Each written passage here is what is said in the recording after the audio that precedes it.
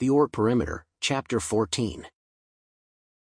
Sin casually entered the offices of the Varnock ambassador and spotted a stout, bluish fish man who stared cautiously at him from across a small, coral desk as though afraid that the large reptilian adjutant president might eat him. "I'm here to see the ambassador," said Sin. The fishman gurgled, hacked twice, and then bowed slightly. Sin knew this was an expression of disgust, but he chose instead to ignore this obvious lack of respect. A short, fat, reddish-green fishman stepped out of a rear office, briefly studied Sin with curiosity, and then motioned for him to come with his large, fin-like hand, as though drawing water towards himself. Sin quickly strode down the hallway and joined the ambassador. Stepping inside the office, he was surprised to see the Varnock ambassador slip into a large swimming pool-like desk in the middle of the room. The ambassador opened his mouth wide and gulped several times like a fish out of water, and then shivered. Sin narrowed his eyes. He knew the ambassador didn't want to see him, and he wasn't shy about showing it. "Please, have a seat, Adjutant President," said the Varnock ambassador in a hissing, nasally voice. "I am interested in knowing the reason for your visit." Sin looked around the room for a chair, but found none. Instead, another small pool-like desk sat nearby. Apparently he was expected to climb into it. Sin frowned slightly, and chose instead to sit on its edge. "I'm here to discuss your people's hatred of the jinn. I want to know why you have such an abhorrence for this minor, and clearly inferior race." The Varnock ambassador snorted. "They are not inferior. Their technology rivals even your own," he barked. Sin grinned slightly. "Only a small portion of it, and only because we choose to let them be that way. The belief that they possess technology that is superior to our own makes them feel safer, although it does nothing for them in the grander scheme of things." The Varnock batted his large, multi-lidded fish eyes and glared at Sin. "They have more than a few advantages. Their cloak ships have proven to be undetectable by our sensors, and their weapons are frightfully powerful. The only reason for such an inferior race to possess technology of that magnitude is to facilitate their eventual rise to power and subjugation of the entire galaxy. They will even conquer you in time," he said with a hissing gurgle. Sin laughed. "You are afraid of a race of only 8 billion people, most of whom do not even agree with each other? You give them too much credit, Ambassador. Their people are divided, always fighting amongst themselves, mostly uneducated, and steeped in bitter poverty. They have achieved spaceflight, and great feats of technology, almost overnight by galactic standards. How is that not something to be feared when it has taken us ages to achieve what they have done in only a mere fin's width of years? Perhaps they are motivated to seek out greater technologies than ours for reasons which are not as sinister as you propose. After all, they are but a hatchling in a galaxy full of giants. Even we would behave as they do if we were in their place. I do not believe it. They are a menace to all sentient life." Sin narrowed his eyes and probed the Varnock deeply. It was clear that he was hiding something, and Sin intended to find out what that was. "Who put you up to this?" he asked. "What do you mean?" asked the ambassador in confusion. "Who is making you say these things?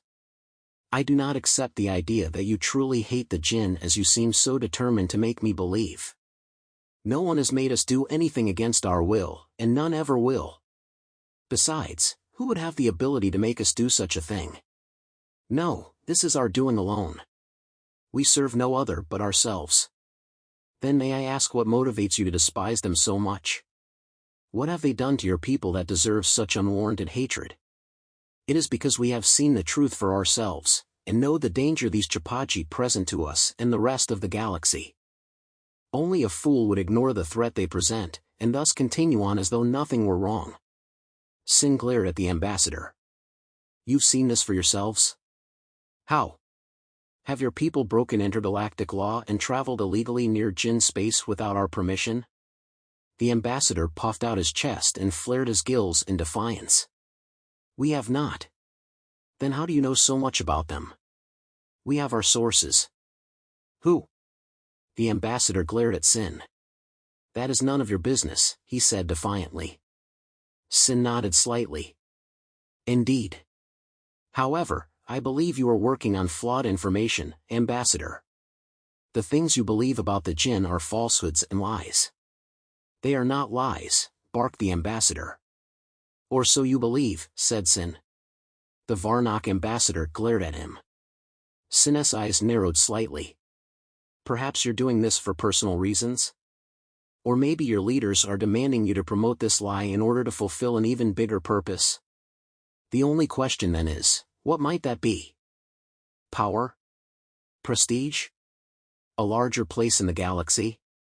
They are, after all, things your race has wanted since the end of the Great War.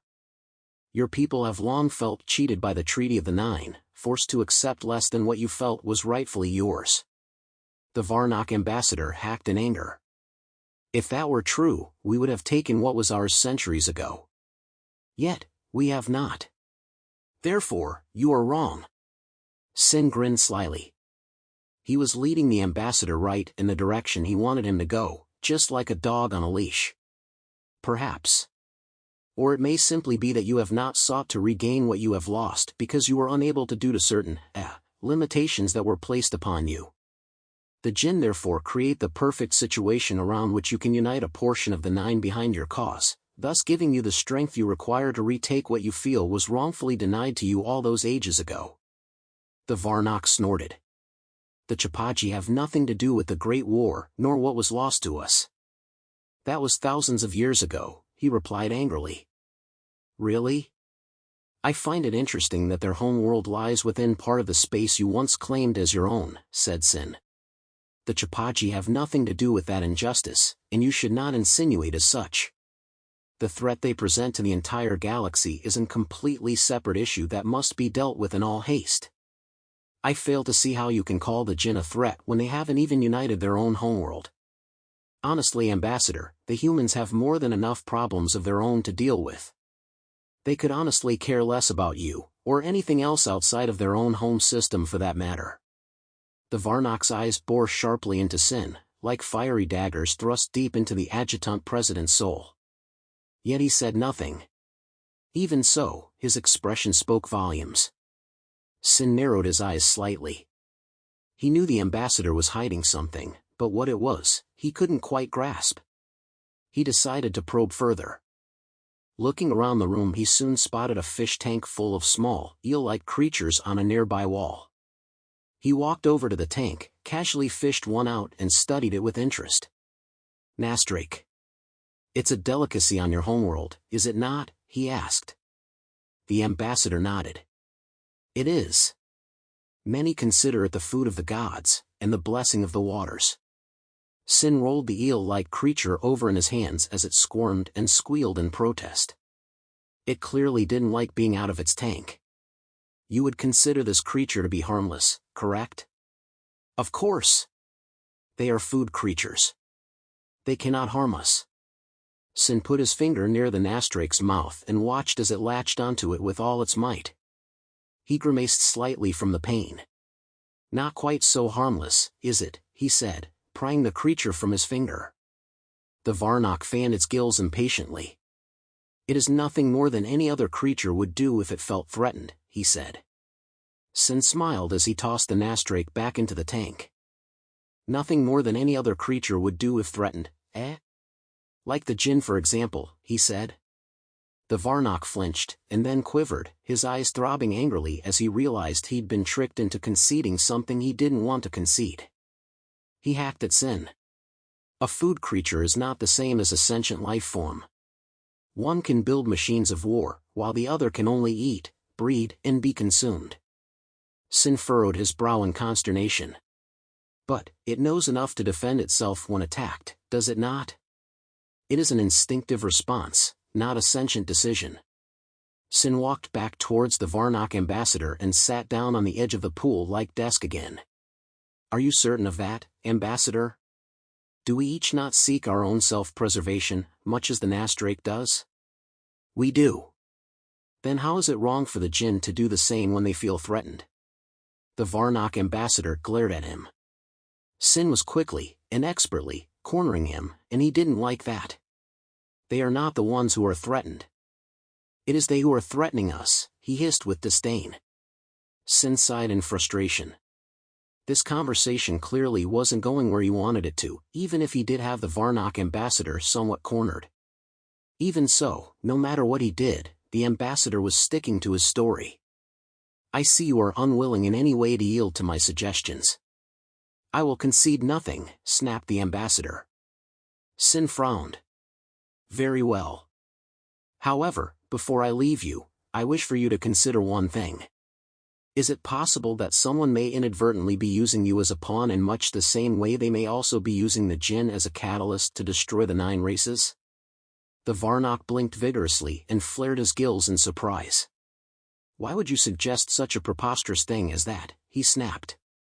Because of a recent incident with the Syrians a few weeks back. The Junna were clearly involved in it, and there is ample evidence that their actions may be a result of orders they received from another, as yet, unidentified third party.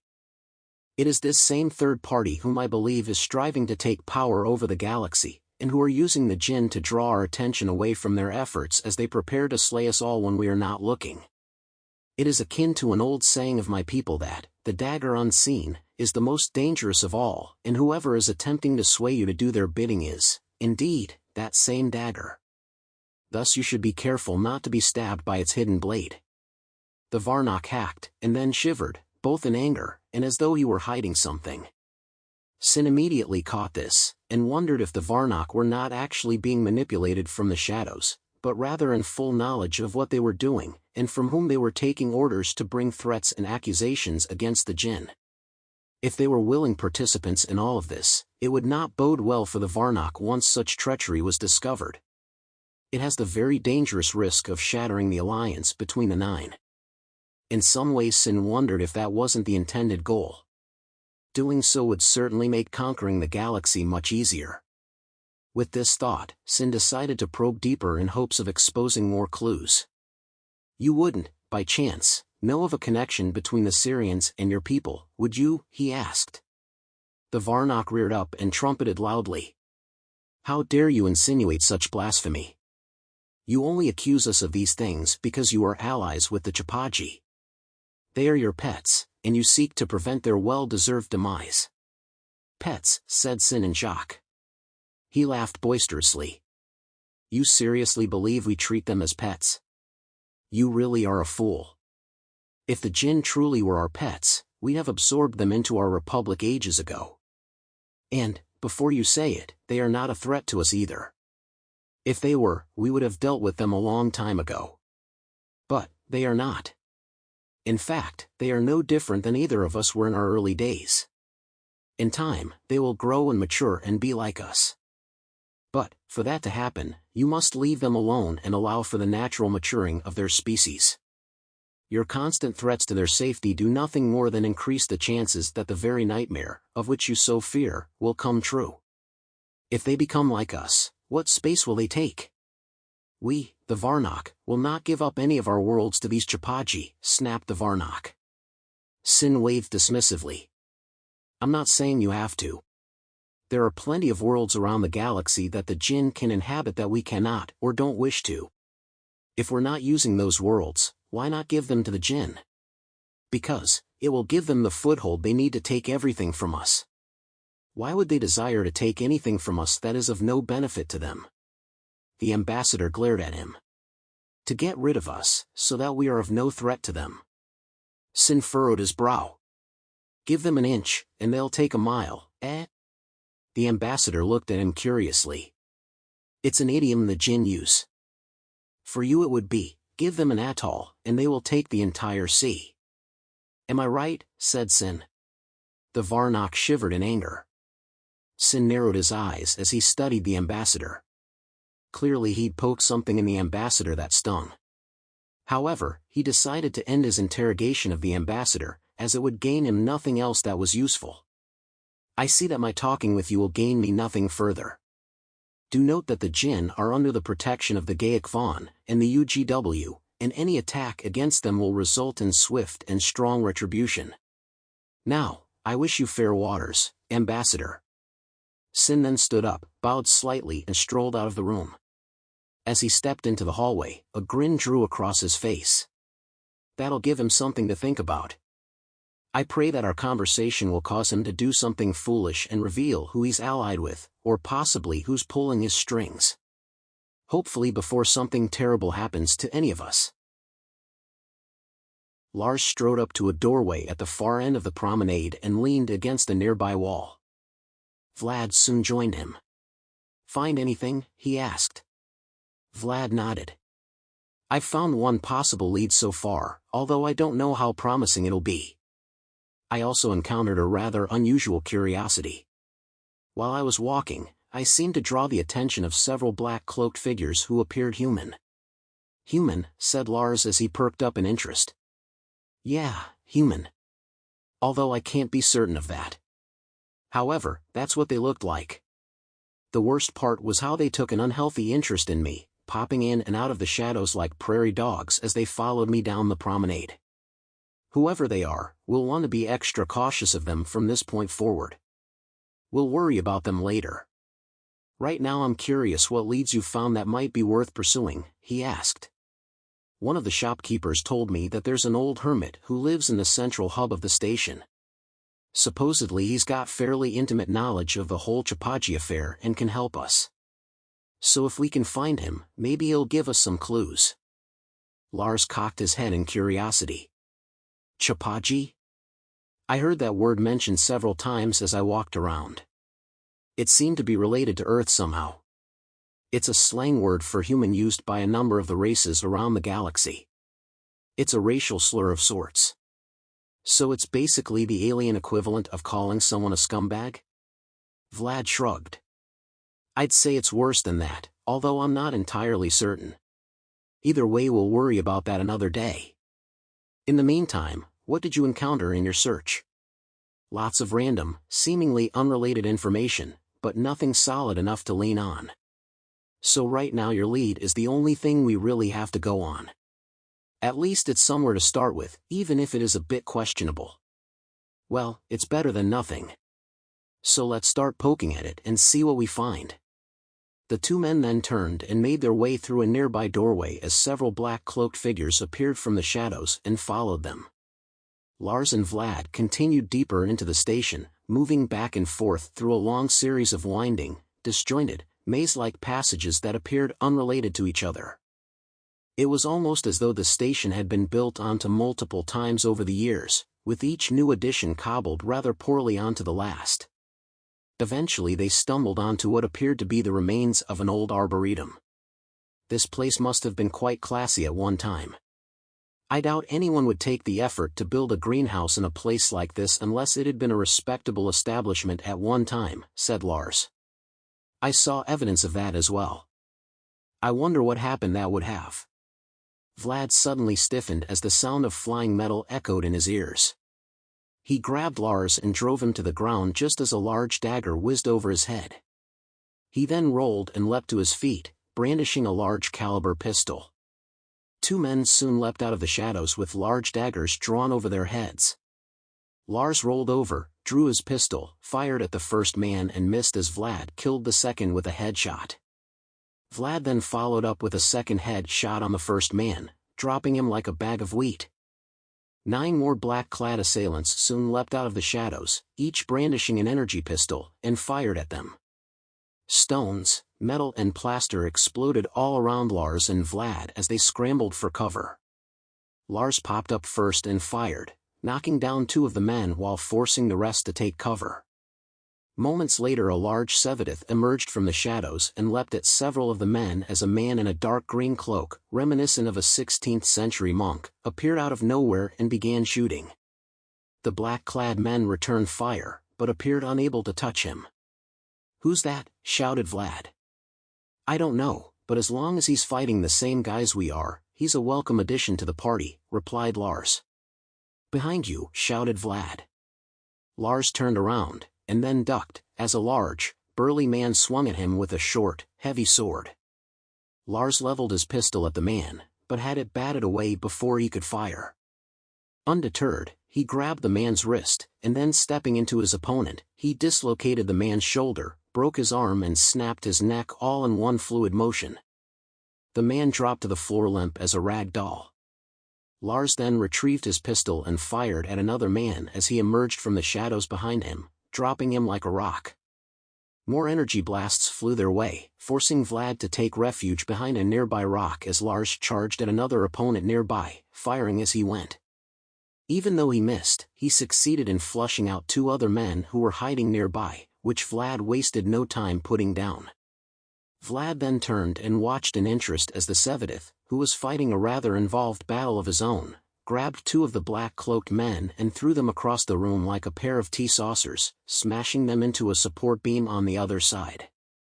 Wow, he's strong, thought Vlad. The green-cloaked man, who'd arrived with the Sevadith, leapt over a large rock in front of him and then cut down 2 of the black-clad men with a pair of long, thin swords that seemed to appear out of nowhere, and then immediately vanished. Seeing that they were outmatched and losing badly, the last of the black-clad men quickly retreated into the shadows and vanished. Moments later their dead comrades disappeared in columns of shimmering red light as klaxons began to sound all across the area. It wasn't long before Lars and Vlad caught the sound of footsteps approaching their location. "I think that's our cue to get out of here," said Lars. He turned quickly to leave, but then paused as his feet stepped on something unusual. He looked down at the floor and spotted an odd-looking dagger laying at his feet. He quickly picked it up and slid it into his belt. "What are you gonna do with that?" asked Vlad. "I don't know. But I'm grabbing it in case it's important," replied Lars. Just then the man in the dark green cloak bounced lightly over a nearby rock and landed next to the 2 men. His Sevadith partner soon joined him. "Follow me, gentlemen. We need to get you out of here before the authorities arrive and start asking questions you don't want to answer," he said. "Agreed. Lead the way," replied Lars. He and Vlad then turned and followed the green-cloaked man and his Sevadith partner over to a nearby wall.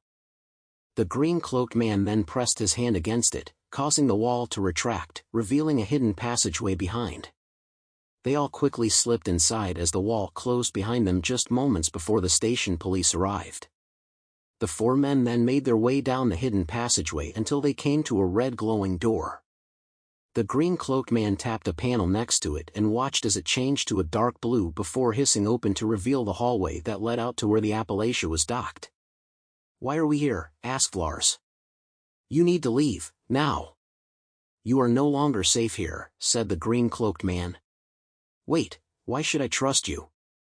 The green-cloaked man tossed his hood back to reveal the face of an old, gray-haired human. Lars and Vlad blinked in surprise. The old man smirked. "What? Did you really think you were the only humans out here? Don't be so naive. You're hardly the first," he said. Lars furrowed his brow in interest briefly before frowning. "I'm not going anywhere till you tell me who you are and what other humans are out here besides us," he protested. The old man shook his head. "I can't do that. Not yet, at least. In time you'll learn those secrets on your own. But, for now, you must go. My friend and I will keep the authorities busy while you and your ship make good on your escape. But we're in no danger." "They think we're fringe traders," said Lars. The old man shook his head. "Not anymore. They've discovered who you really are, and thus it won't be long before they find your ship and destroy it. I will do what I can to prevent that, but you must hurry." He then shoved Lars and Vlad through the door, and shouted, "Go! Now!" The door immediately hissed shut behind them and locked. Lars swore. Just then the sound of footsteps and shouting could be heard down a nearby hallway. "I think our mission here is over," muttered Lars. "I would have to agree," replied Vlad. The 2 men then turned and ran towards the airlock as Lars tapped his ear. "Appalachia, this is Lars. Fire up the engines.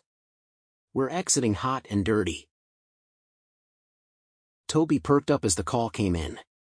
He swore. "Helm, prepare for hot departure," he said. "Aye, sir." "Captain, several ships in the area just went to active battle mode, and are trying to deep scan us," cried his operations officer. Toby swore again. "I knew this was too easy. Battle stations. All weapons hot. Engineering, prepare to separate us from our holographic cover and send it away with a screamer the moment we're clear of the dock. Do whatever you can to draw them away. Aye, sir. What about the spies? Asked the chief engineer. They're already aboard, said the operations officer. Then we need to go. Helm, punch it. Engineering, deploy screamer and begin separation. Tactical, watch our 360. Aye, came the combined replies. The Appalachia banked quickly away from the docking port as a small spherical object launched from the port side of the ship. It quickly peeled off to the right, taking the hologram with it, as the Appalachia went left, hidden discreetly behind her cloaking shield. But just as the screamer, a device designed to act as a decoy to draw hostile ships away from its parent, began to gain some distance from the Appalachia, several nearby ships opened up with a hail of fire and destroyed it, and the hologram it controlled. Oops, there goes the decoy, said the tactical officer. Did it do its job? Asked Toby. It doesn't look like it as they're still scanning, so I think they know we just pulled a bait and switch on them, said the ops officer. Helm, ETA till exit? Give me 2 minutes, sir, and I'll have us clear, replied the helmsman. The Appalachia ducked and jigged wildly in a seemingly random pattern of movements as the nearby battleships began shooting in every direction as they tried desperately to locate their elusive prey. Thankfully they were unsuccessful.